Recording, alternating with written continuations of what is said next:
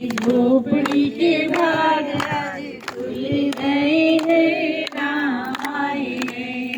राम आएंगे तो बालिया झुलाऊंगी, राम आएंगे तो बालिया झुलाऊंगी।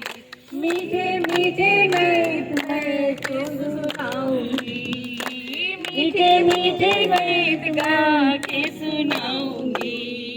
मेरे जिंदगी के सारे दुख मिट जाएंगे, राम आएंगे। मेरी जिंदगी के सारे दुख मिट जाएंगे, राम आएंगे। राम आएंगे आएंगे राम आएंगे, राम आएंगे आएंगे राम आएंगे। मेरी झोपड़ी के भाग आज खुल जाएंगे, राम आएंगे। मैं तो रुचि रुचि भोग लगाऊंगी, मैं तो रुचि रुचि भोग लगाऊंगी। मीठे मीठे मेरे प्रभु को खिलाऊंगी। मेरी झोपड़ी के भाग आज खुल जाएंगे, राम आएंगे। मेरी झोपड़ी के भाग आज खुल जाएंगे, राम आएंगे। बोलो राजा रामचंद्र की जय, बोलो मुरारी भगवान की जय, बोलो अमित भैया की जय, शिवानी भाभी की जय, सब संतन की जय श्री राम, जय श्री राम। आज हमारे गुरुजी राजा राम बने।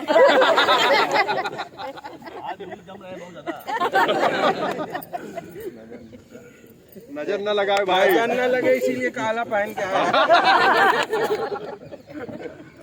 चलो बैठो बैठो भाई, कार्रवाई में रहते हैं। अभी देखो क्या प्रत्यक्ष सामने प्रमाण से दिखाते हैं। अभी इसकी पहली जनवरी को, अभी महीना पहली जनवरी को उनकी ब्रह्मदिन हुई, आज 17 आदमी की एक टिकट डाउन होती, 17 दूसरा जो और अगर न चल बचे तो साल में घर में रोना सियापन नहीं बैठा रहता है। आए रे वो चीज हमें समय चाय देती थी, आए रे वो चीज हमें खाना देती थी, इतना वो आज जो है कितने प्रसन्न होने बैठे। ये ज्ञान का प्रत्यक्ष प्रभाव है। इस गीता ज्ञान का सबसे बड़ा चमत्कारी प्रभाव यह है कि जीवन में सुख दुख लाभ हानि जीवन मरण यह सबके सवाल है, लेकिन जो इस गीता ज्ञान को सुनेगा गुरु मुख से, उसको दुख नाम की कोई चीज भी छू नहीं सकती। आइए सब ऊपर चलते जाए। इसलिए बोलते हैं आप जितने बैठे हो, हम आपसे कहते हैं कोई व्यक्ति बता दे तुमने आज किसी ने 60 साल पूजा की, 50 साल, 40 साल, 10 साल, 5 साल, 1 इतने सालों पूजा पाठ जप तप दान पुण्य तीर्थ यज्ञ सब कुछ किया, लेकिन जब जीवन में दुख आता था तो उस समय तुम कैसे भो भो कर रोते थे, घर से कैसे भागते थे, डिप्रेशन में आ जाते थे, सुसाइड करने की दौड़ते थे, कौन से बदकर्म नहीं हो जाते थे आपसे, सब कर्म हो जाते थे। और सबसे ज्यादा सरल तो हर व्यक्ति सोचता मर नहीं ज्यादा अच्छा है, जहर खा ले ट्रेन नीचे आ जाए, लेकिन डर मायने नहीं आता था कि ट्रेन नीचे अगर आ गए और हाथ पर कड़वा ऐसे जिंदा रहे तब का हो, डर मायने कितना निगेटिव विचार आते थे और कितने समय तक आप दुखी रहते थे। आज इस ज्ञान को जिसने मात्र 8 दिन से लिया, अब जीवन में कोई दुख सुख आता है, लाभ हार आती है, दुख जीवन मन में कुछ भी होता है तो क्या आप उससे आप उतना प्रभावित होते हैं जितना पहले से थे, सबसे सुपराम हो गए। बस इसी तरीके से रोज ज्ञान सुनते जाओगे, एक दिन ऐसा आ जाएगा आपको कोई दुख दुनिया का छू नहीं पाएगा, जरा सा भी।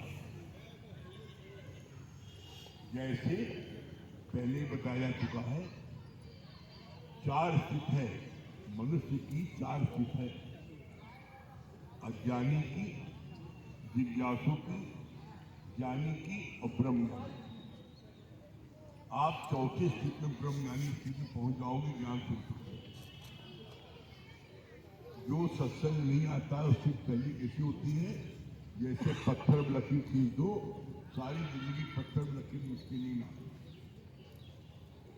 बेटे ने माँ का अपमान कर दिया, पिता अपमान कर दिया, तो वही माँ बाप जो उसको अपनी जान से ज्यादा प्यारे हैं, उसको कसम देते हैं कि आज से व्रत में नाता खत्म, अभी मट्टी में हाथ पर डाला है।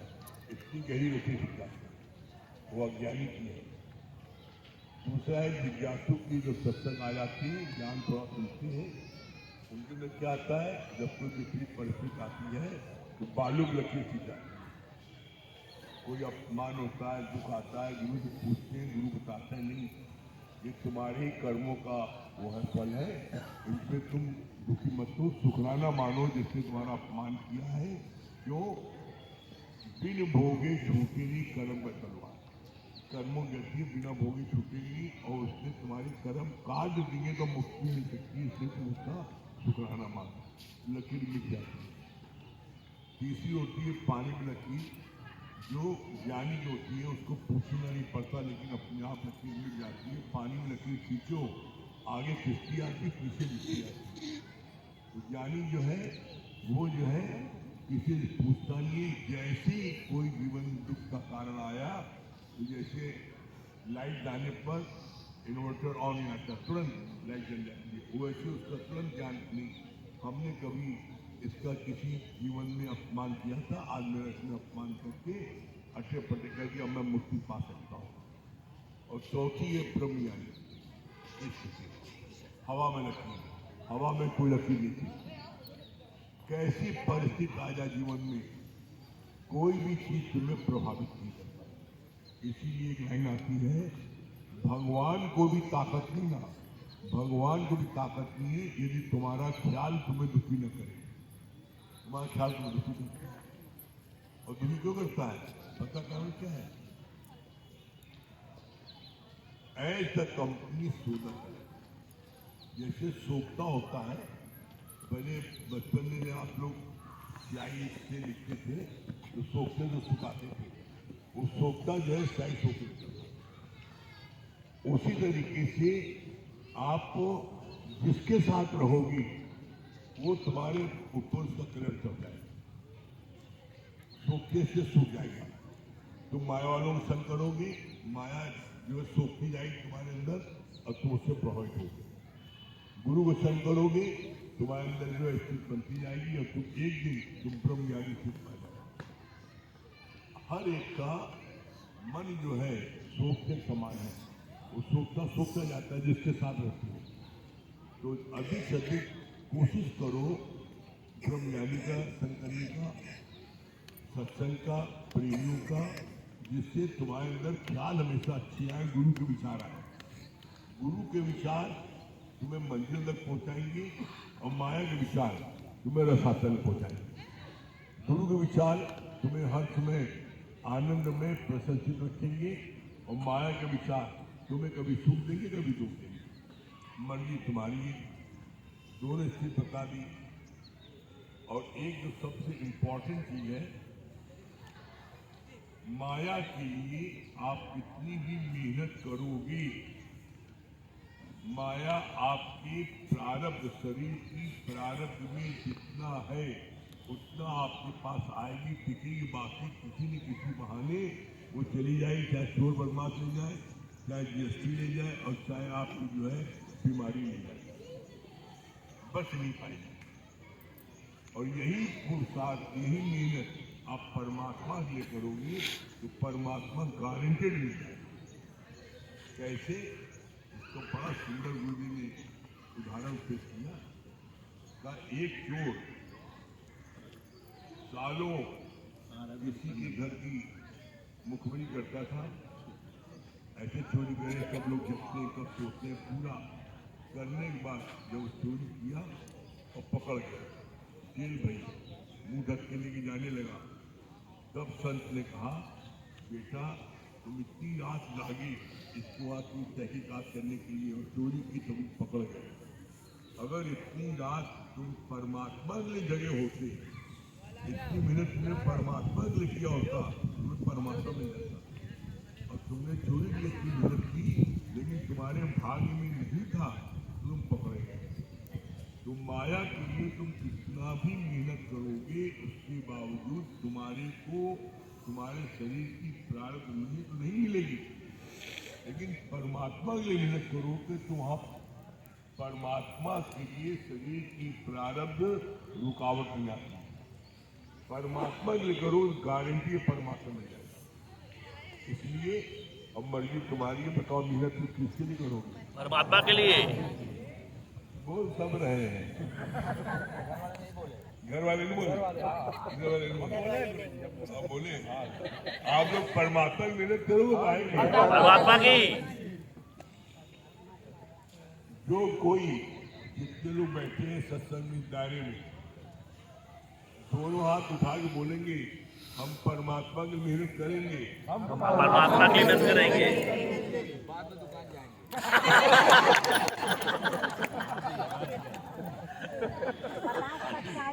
नहीं बिल्कुल हम, और दूसरे लोग जाता हो उससे ज्यादा सुख लो, लेकिन पहले परमात्मा को पहले आगे रख लोगे, परमात्मा का कार्य कर लोगे, परमात्मा पूजा कर लोगे, परमात्मा को मना के जाओगे तो तुम्हें सब कुछ मिलेगा।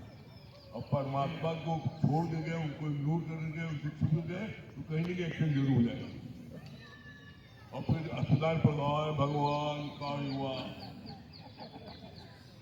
तो बोलते हैं सूर्य चुके थे तो पछताने का। तो इसलिए पहले परमात्मा को इसलिए कहा जाता है एक साथे सब साथे और सब साथे। अब किसी मन में कोई गारंटी है, आप जितने बैठे आज आए तो मुक्त हो। अब औरों को मुक्त करने के लिए प्रयत्न करो। जितना तुमने सीखा है उतना जाके बता के आओ, लेकिन किसको बता के आओ? जो जरूरतमंद है, जो भूखा है, उसको नमक रोटी खिलाओगे बड़ा प्यार दिखाएगा। और जिसका पेट भरा है उसको जब मक्खन मलाई खिलाओगा कि हमारे पेट भरा नहीं था। उसी तरीके से जो दुखी है, अस्पताल में भर्ती है, घर में पड़ा है, असहाय है, जा नहीं सकता है, ऐसे लोगों को जो जाकर अपने सत्संग प्यारों को जो सत्संग में आते हैं, आपके साथी हैं, आपके अगल बगल बैठते हैं, सत्संग नहीं आ रहे 10 दिन से, हफ्ते भर नहीं आ रहे, तुमको चिंता नहीं। अरे लाके देख के आओ क्या बात है, क्यों नहीं आ रहे, कौन तकलीफ है, कौन दुख दर्द है। और जब व्यक्ति दुख दर्द से पीड़ित होता है, घर में पड़ा रहता है, उस समय उसको अधिक याद आती है भगवान की। और उस समय अगर आप जा करके गुरु के 2 वचन सुनाओगे तो उसके दिल में जगह बनाओगे, उसके दिल में घर बनाओगे। ऐसे घर बनाओ ना, किसने बोला कि घर बनाने के लिए?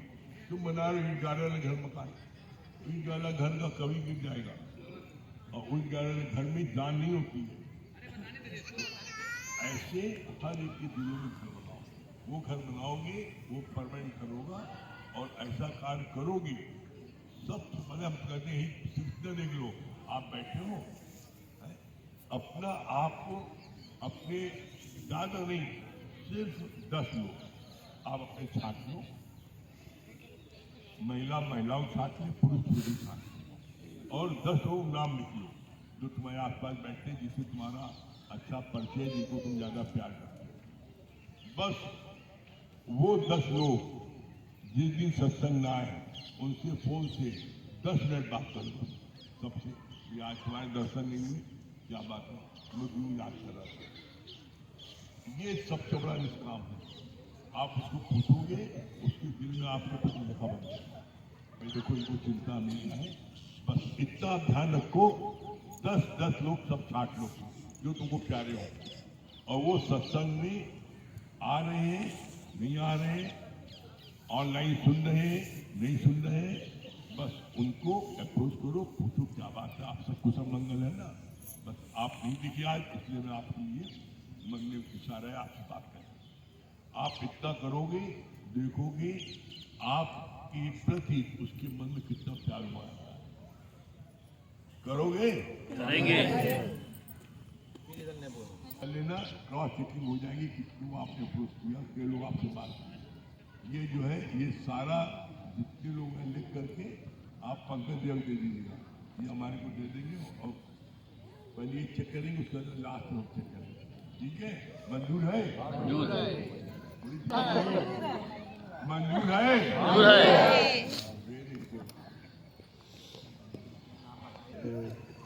हम लोग को सत्संग की बहुरानी ऋषि जी को जन्मदिन की बहुत बहुत बधाई, शुभकामनाएं।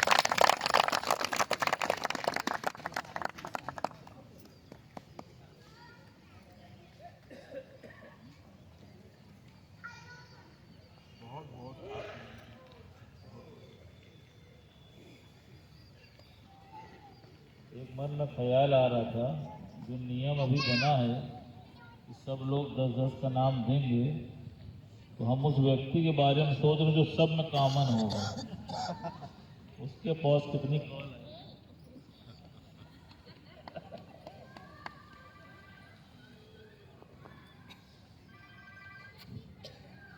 देखिए, जैसे एक मामूली सा कंकड़ होता है, गुरुजी ने बोला, कहा वो कंकड़ भी इतना शक्तिशाली होता है कि अगर उड़ के तुम्हारी आंख में चला जाए तो तुम्हारी आंख को फोड़ सकते। कहा ठीक इसी प्रकार जब भी तुम ज्ञान की समाधि में बैठते हो, ईश्वर से अपनी लौ को लगाते हो, तो तुम तब तक नहीं लगा पाओगे जब तक तुम्हारे भीतर एक भी नेगेटिव थॉट घर करे। कहा देखो, अभी जैसे बरवारी वाले भैया को उदाहरण दिया, तो सच बात है, सबको देखकर गुरु के ज्ञान पे फक्र होता है। और दुनिया की किसी भी किताब को पढ़ने के बाद भीतर इतनी शक्ति का संचार नहीं होता। जो गुरु के ज्ञान को सुनने के बाद अंदर आत्मविश्वास जागृत होता है। कितने उदाहरण हैं, भैया हैं, वो मिसेस केसरवानी हैं, उनके पति का शरीर शांत हुआ, कल वो आके मिली, कितनी प्रसन्न मुद्रा में। कल्पना भाभी, सोचिए, किसी को अपार संपदा भी दे दो तो आप उसके दुख को दूर नहीं कर सकते, लेकिन उनके चेहरे की जो मुस्कान थी वो देखकर बार बार गुरु को के आगे मन नमन हो रहा था, बार बार शुक्रिया निकल रहा था कि वाह गुरु जी, आपके ज्ञान में क्या शक्ति है कि उसने एक एक व्यक्ति को इतनी मजबूती के साथ खड़ा कर। आज आप सोचो, लेकिन ये कब हुआ? ये तब हुआ जब आपने ज्ञान को मनमना भाव से कैच किया और जीवन में धारण किया। जिन लोगों ने नहीं किया है, आप देख लेना, कभी भी परिस्थिति आएगी और उनको हिला के ही जाए। जैसे एक पिता ने इसको रोज पढ़ना और इसको जीवन में धारण करना तुमको बहुत शक्ति प्रदान करेगी। कहा ठीक है पिताजी। दोनों ही बच्चे आज्ञाकारी थे। एक लड़के ने उस गीता पुस्तक को लिया और जो पूजा वाला कमरा था वहां पर उसको जाके धर दिया और रोज मूर्ति के साथ गीता की भी पूजा करने लगा। दूसरा था, वो भी ज्ञानी था, उसने पिता की पूरी बात को माना और रोज पुस्तक को पढ़ने लगा, उसका अनुसरण करने लगा। जब पिताजी दोबारा आए और पूछा कि बेटा पुस्तक दे गए थे, क्या किया? तो एक ने बोला पिताजी उसकी पूजा की, और दूसरे से पूछा तो कहा पिताजी उसको धारण किया। अब आप बताओ कि पिता कौन से बालक से खुश होगा, निर्धारण किया। फिर दूसरा प्रश्न है, कौन सा बालक मजबूत होगा और कौन सा बालक असाधारण होगा। सुंदर धारणा बना लो या उसकी पूजा करके ईश्वर से दूर हो जाओ। आज आप देख लो, जिस किसी ने भी इस गीता ज्ञान को धारण किया है, गुरुजी ने क्या बोला, कहा the must always go on, the must show go on. कभी भी ये शो खत्म नहीं होने वाला। आज तुम्हारे जीवन में है, कल हमारे जीवन में है, परसों किसी और के जीवन में। लेकिन जिसने आज में जीना सीख लिया, पहले भी बात चली थी, यस्टरडे इज कैंसल्ड चेक। कल को लेके मत पश्चाताप करो। क्यों? क्योंकि thinking is not your real nature. और आप देखो, दुनिया में 98% लोग हर समय किसी न किसी चीज के बारे में सोचते ही रहते हैं। और सोचने से सिर्फ तुम्हारी शक्ति क्षीण होती है, शक्ति जनरेट नहीं होती। आप आजमा लेना। यहां तक गुरुजी ने बोला, कहा सोचा सोच न होई, चाहे सोची लख बार। एक बार नहीं, लाख बार भी तुम सोच लेते हो तो भी होगा वही जो ईश्वर की इच्छा होगी। और जब गुरु के ज्ञान को मनमना भाव से पी लेते हो, विश्वास कर लेते हो, तो तुम क्या करते हो, ज्ञानी परमात्मा को सब कुछ सौंप के बैठ, और अज्ञानी सब कुछ पकड़े रहते। अब बताओ, पकड़ने में किसी को पकड़ पाए? अपने बाल को नहीं पकड़ पाए, दूसरे की खाल को क्या पकड़े? देखो, समय आने पे ये भी साथ छोड़ दे। ना बाल साथ देता है, ना दांत साथ देती है, ना हाथ साथ देती है। गहराई है कि अगर आपने एक क्लू भी पकड़ लिया, जैसे भगवान ने क्या बोला, कहा कि एक बाल्टी जो कुएं में जाती है तो रस्सी के सहारे ही जाती है, लेकिन रस्सी का एक छोर भी, अंतिम छोर भी तुमने अगर पकड़ लिया तो क्या होगा, तुम पानी पी लोगे, पानी से भरी बाल्टी बाहर आ जाए।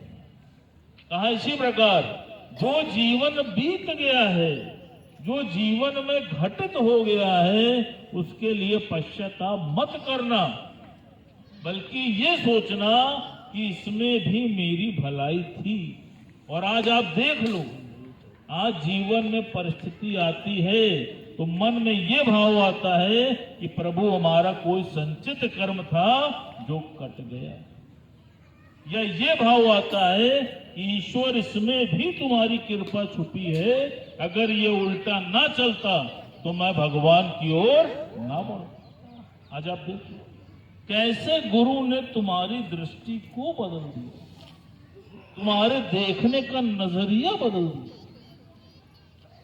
आप ऐसे सोचो कि कोई व्यक्ति गड्ढे में गिर गया, अब वो क्या करता है, वो जोर जोर से आवाज लगाता है, बचाओ बचाओ बचाओ। जब आवाज लगाता है बचाओ, तो जो आसपास लोग होते हैं वो रस्सी से, फंटी से, डंडे से, सीढ़ी से, किसी भी तरह उसको बाहर निकाल लेते। जब उसने आवाज लगाई कि मुझको बचाओ, गुरुजी ने भी कहा इसी प्रकार अगर तुम भी माया के दलदल में फंस गए हो तो क्यों आवाज नहीं लगाते कि प्रभु मुझे अपने शरण दो। आज आप देखो, जो बच्चा साल भर का होता है क्या करता है, उसका हाथ थाम लेता और वो अपने पैरों पे चलना शुरू करता। तुम भी इसी प्रकार परमात्मा की ओर आगे बढ़ गए। जब माँ बच्चे को थाम लेती है तो क्या परमेश्वर तुमको नहीं थामेगा? वो तुम्हारा साथ छोड़ देगा? आप बताओ।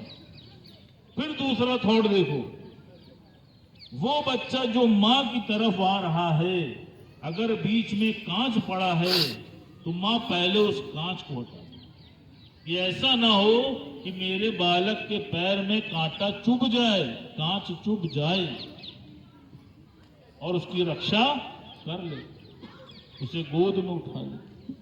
ठीक इसी प्रकार जब तुम भी परमेश्वर की ओर आगे बढ़ जाते हो तो वो भी तुम्हारे जीवन में आने वाले सारे कष्टों को हर ले, और क्या करता है, तुमको भी अपनी गोद में उठा ले।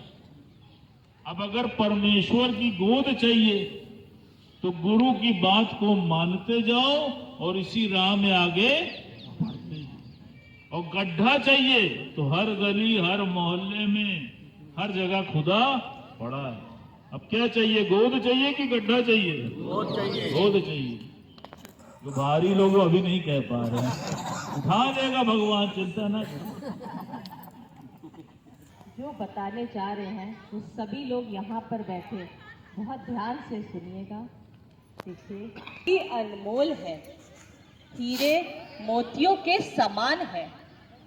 इनको संभाल के संजो के रखिएगा। जिस तरह से आप अपने हीरे मोती को क्या करते हैं, संभाल के संजो के रखते हैं कि नहीं रखते हैं? बताइए, रखते हैं। ठीक उसी प्रकार से इन वचनों को भी संभाल के संजो के उसको रखिए। और देखिए, एक बात और है, अगर आप संभाल के रखते हैं तो वो आनंद प्राप्त होता है किसी को? नहीं होता है। वो आनंद कब प्राप्त होता है? जब उसके गहने बनते हैं और जब हम उसको होता है। ठीक इसी प्रकार से जब हम गुरु के वचनों को अपने जीवन में धारण करेंगे, हमें अंदर से वो आनंद, शांति, संतोष, प्रफुल्लता, पॉजिटिव थिंकिंग, ये पांचों चीजें हमें प्राप्त होंगी। तो क्या करेंगे, संभाल कर रखेंगे कि एक कान से सुनेंगे और एक कान से बाहर? संभाल के रखेंगे। अगर संभाल के रखेंगे तो आइए साथ में भजन भी गाएंगे।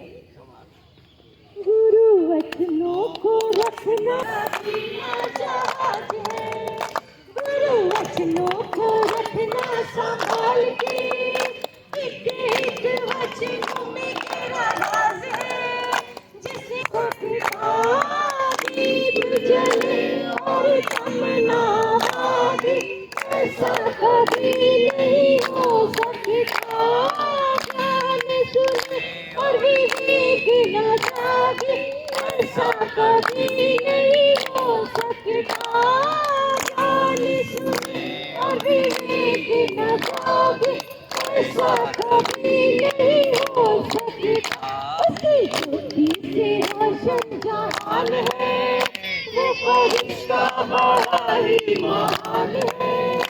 उसकी ज्योति से रोशन जहान है, वो फरिश्ता बड़ा ही महान है। जिसे जानी है महिमा गुरु की, उसका वचनों को रखना संभाल के, एक एक वचनों में तेरा राज है। जिसे जानी है महिमा गुरु की, उसका डूबा कभी ना जहाज है। बीच न टूटे, ऐसा कभी नहीं हो सकता। ना होगी, ऐसा कभी नहीं हो सकता। करने में तू आजाद है, फल भोगने में तू लाचार है। करने में तू आजाद है, फल भोगने में तू लाचार है। जिसने जानी है महिमा गुरु की, उसका डूबा कभी ना जलाए, तब तक प्रभु नहीं मिल सकता। मैं कदिया तू जब तक जलाए, तब तक प्रभु नहीं मिल सकता। अंतःकरण जो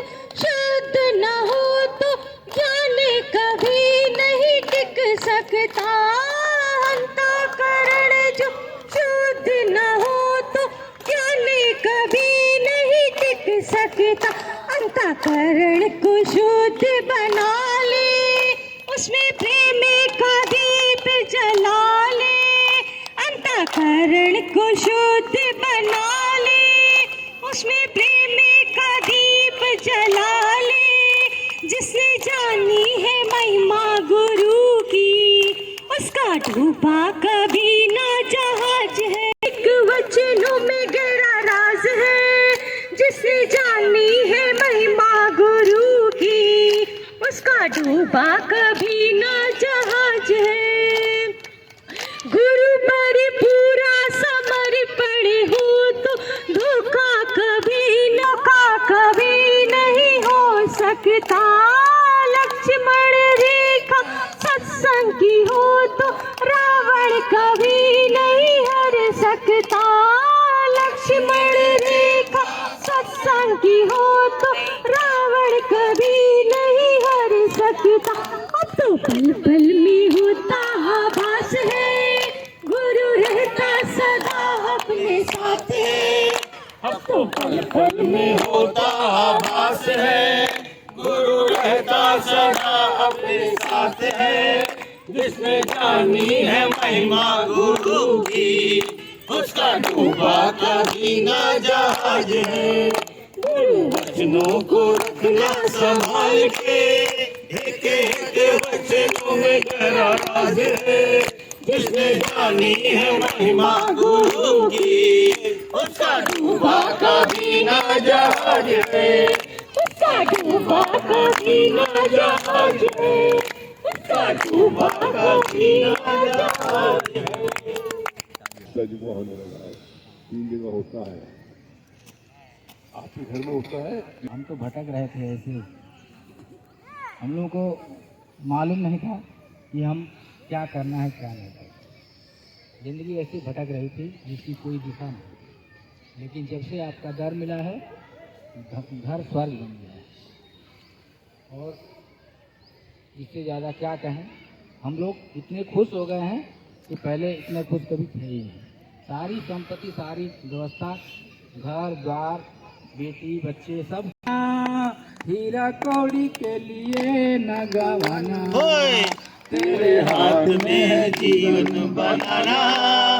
हीरा कौड़ी के लिए न गवाना, कल का नाम है तेरा काल, कल का नाम है तेरा। तेरे हाथ में है जीवन बनाना, हीरा कौड़ी के लिए न गवाना।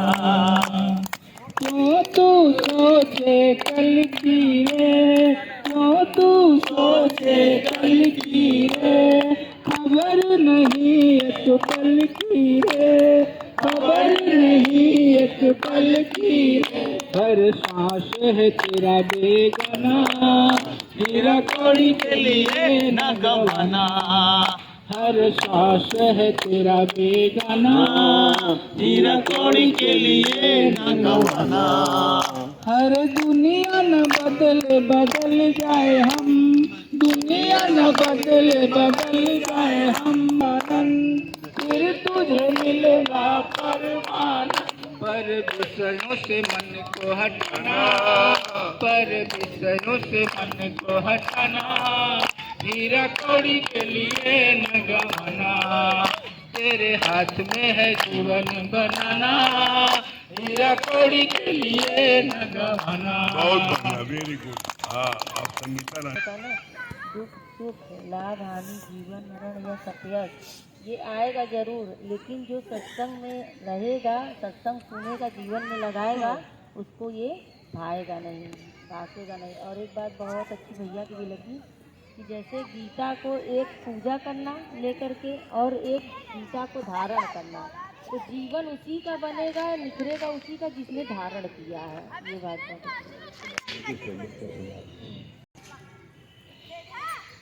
क्या कहूँ कौन सी दौलत है गुरु, क्या कहूँ कौन सी दौलत मेरा सब कुछ है गुरु।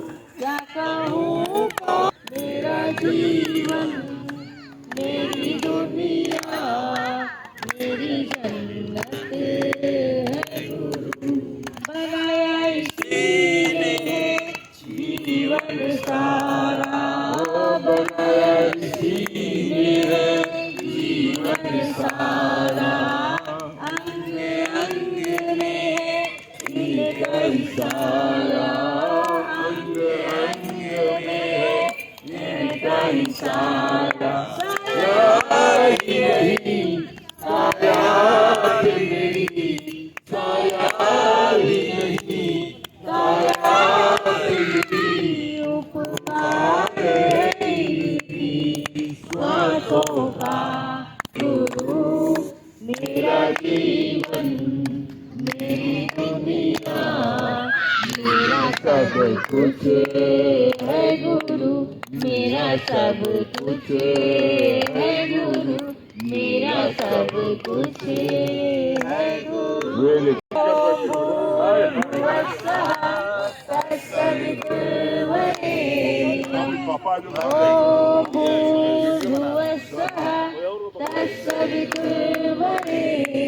देव सधीमहि धियो यो नः प्रचोदयात्, ॐ भूर्भुवस्सुः तत्सवितुर्वरेण्यं भर्गो देवस्य धीमहि धियो यो नः प्रचोदयात्। बार बार दिन ये आए, बार बार दिल ये गाए, बार बार दिन ये आए, बार बार दिल ये गाए, तुम जियो हजारों साल ये मेरी है आरज़ू। Happy birthday to you, happy birthday to you, happy birthday to you भैया, हैप्पी बर्थडे टू। मुबारक हो तुमको, मुबारक हो तुमको जन्मदिन तुम्हारा, सदा खुश रहो तुम, दुआएं हमारी तुम्हारी, खुश रहो तुम, दुआएं हमारी तुम्हारे कदम चूमे ये दुनिया सारी, तुम्हारे कदम चूमे ये दुनिया सारी, सदा खुश रहो तुम, दुआएं हमारी।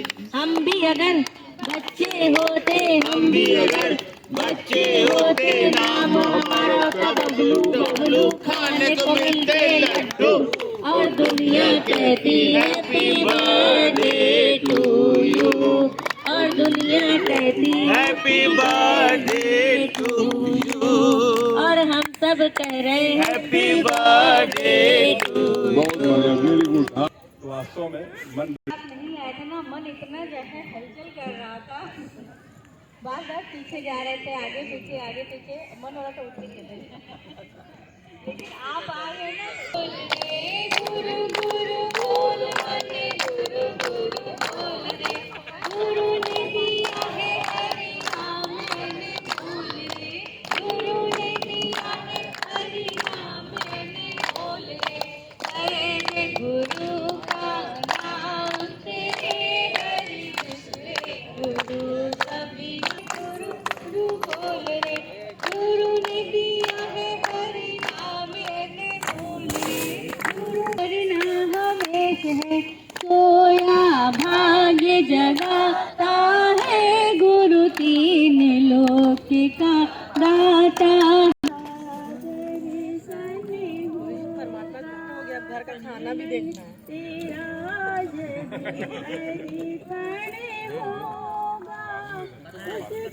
प्रभु,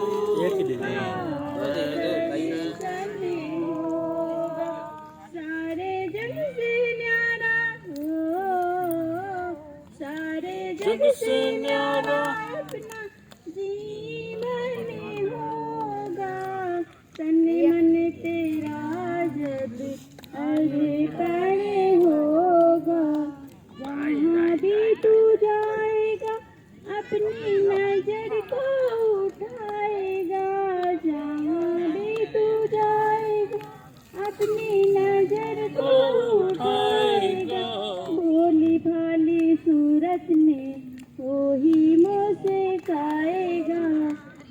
साथ आँखों का दर्शन होगा, उस दिन प्रभु का दर्शन होगा। बहुत बढ़िया, बहुत बढ़िया। हाँ, क्या बता रही अर्पणा जी, क्या बोल रही है?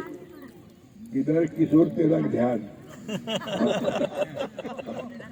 हाँ, किशोर तेरा ध्यान क्या बता रही है?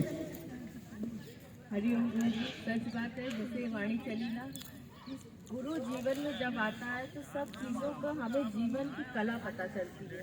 क्योंकि अभी तक जो सच बात है, चाहे जितना पूजा पाठ जब तब जो भी किया, उसमें अज्ञानता वश छिपी थी। आज भैया की वाणी भी चली कि जब आपसे कोई भूल हो रही है या गलती हो तो जान जाइए कि आप अभी तक अज्ञानी हैं, और अगर ज्ञान में है तो वही भूल हमें अपनी परिस्थिति, अपनी स्थिति का एहसास हुआ।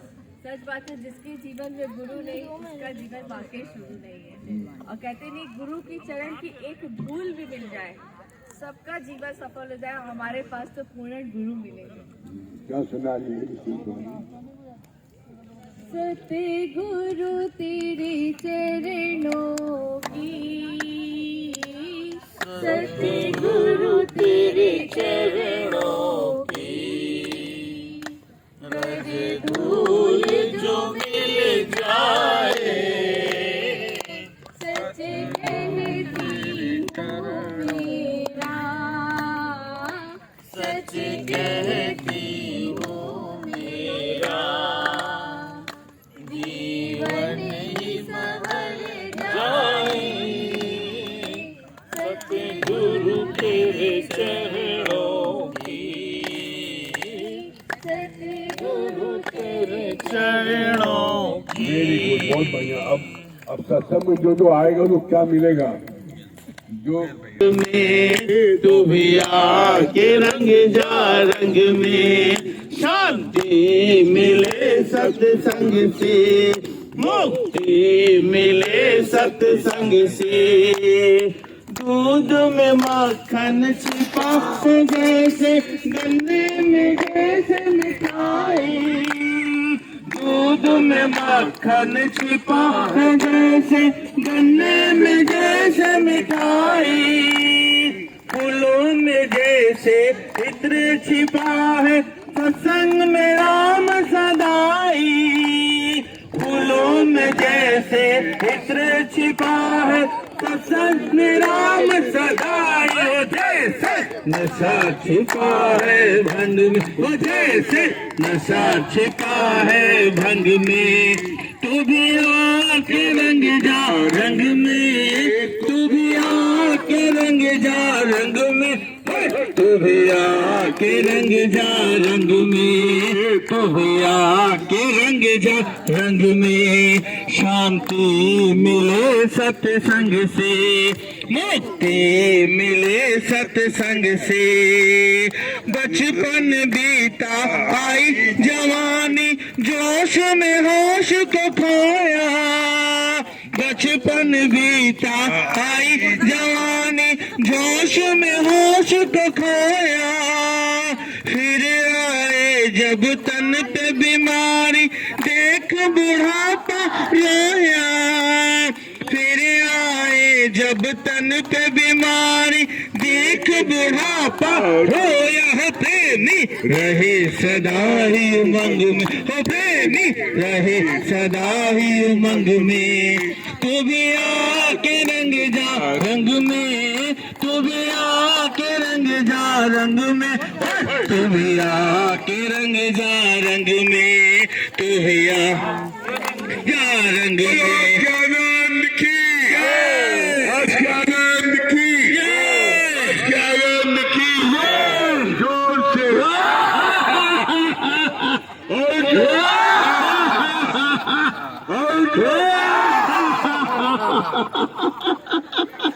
ऐसे ही सत्संग आते रहोगे, हंसते कूदते खेलते खाते पीते मौज मस्ती लेते हुए मंदिर को हो गया। और आज शाम का सत्संग जहाँ जहाँ होता है